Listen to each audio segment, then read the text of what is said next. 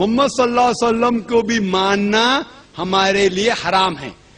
ناظرین، آپ کو شاید معلوم ہو کہ ڈاکٹر ذاکر نائک پاکستان آ رہا ہے، تو ایک عام بندے کے ذہن میں سوال ہے کہ اس کے بیانات سننے چاہیے یا نہیں سننے چاہیے۔ تو اس حوالے سے میں اپنا نہیں بلکہ دیوبند حضرات کا فتویٰ آپ کے سامنے رکھتا ہوں کہ آپ کے سامنے ہے، آپ دیکھ سکتے ہیں کہ دیوبند کا فتویٰ یہ ہے کہ ڈاکٹر ذاکر نائک کو سننا جائز نہیں ہے، بلکہ انہوں نے یہاں تک لکھا ضال ہے اور مضل ہے۔ مطلب کیا ہے کہ یہ خود بھی گمراہ ہے اور دوسروں کو بھی گمراہ کرنے والا ہے۔ یاد رکھیں، یہ وہ شخص آ رہا ہے جو یزید کو شہزادہ کہنے والا ہے، جو یزید کو رحمت اللہ علیہ کہنے والا ہے، اور اہل بیت کی قربانیوں کا مذاق اڑانے والا ہے، جس نے یہاں تک کہا کہ معاذ اللہ نبی پاک صلی اللہ تعالیٰ علیہ وسلم کو بھی ماننا حرام ہے، استغفر اللہ۔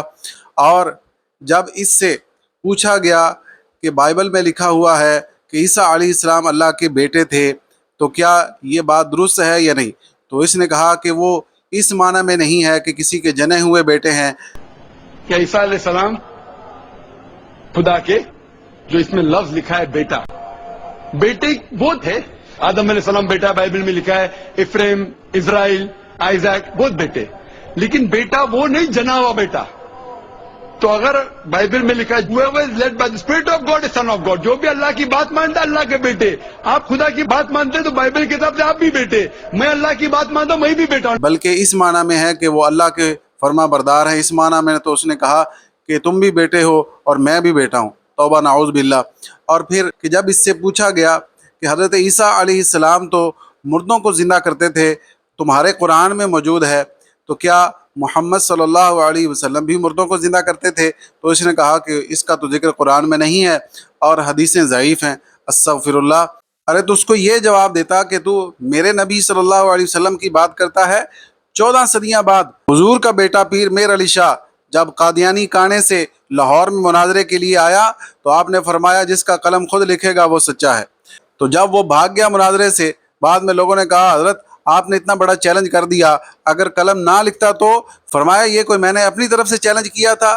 فرمایا یہ خود رسول اللہ صلی اللہ علیہ وسلم نے مجھ سے فرمایا تھا۔ سبحان اللہ۔ یہ تھے اصل اسلام کی ترجمانی کرنے والے، اسلام کا اصل چہرہ لوگوں کو دکھانے والے پیر میر علی شاہ صاحب، حضور داتا صاحب اور دیگر بڑے بڑے علماء ربانیین جنہوں نے اسلام کا پرچم بلند کیا۔ اور تم نے کیا کیا؟ لوگ کہتے ہیں کہ اس کو تقابل ادیان پہ بڑی مہارت ہے، خاک مہارت ہے، جب یہ کسی کو اتنا بھی جواب نہیں دے سکتا کہ تمہارے نبی مردہ زندہ کرتے تھے یا نہیں، تو اور اس نے اسلام کی ترجمانی کیا کرنی ہے؟ اور اس نے نبی پاک صلی اللہ تعالیٰ علیہ وسلم کا لوگوں کو کیا خوبصورت تعارف کروانا ہے جس کے پاس اتنی بھی صلاحیت موجود نہیں ہے۔ لہذا آپ خود بھی اس کے فتنے سے بچیں، اس کے بیانات سننے سے بچیں اور لوگوں کو بھی بچائیں، اور اس ویڈیو کو زیادہ سے زیادہ شیئر کریں۔ اللہ تعالی ہمارے ایمان محفوظ رکھے اور ہر فتنے سے ہمیں عافیت عطا فرمائے۔